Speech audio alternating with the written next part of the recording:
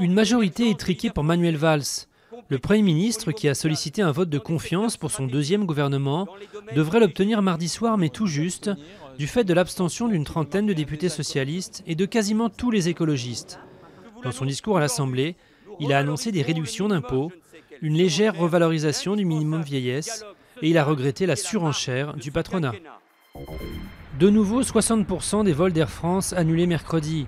C'est le même taux d'avions cloués au sol que mardi et la grève très suivie des pilotes semble partie pour durer.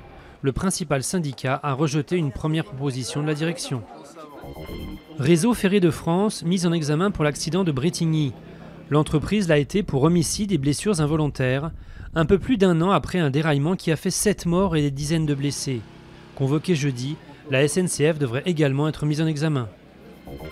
L'Ukraine et l'Union européenne ont ratifié un accord d'association qualifié d'historique. Il concrétise l'éloignement du giron de la Russie de cette ancienne république soviétique. Mais parallèlement, Kiev a adopté des lois pour donner plus d'autonomie aux régions pro-russes de l'Est, y organiser des élections en décembre et proposer une amnistie sous condition aux rebelles et aux militaires qui s'affrontent depuis 5 mois. La musique semble tout droit sortie des Highlands, pourtant la scène se passe en Cisjordanie.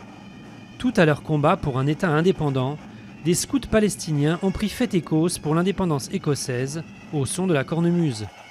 Un pied de nez à l'histoire, puisque c'est à l'occupant britannique entre 1920 et 1948 que l'on doit l'introduction en Palestine de la cornemuse et du scoutisme.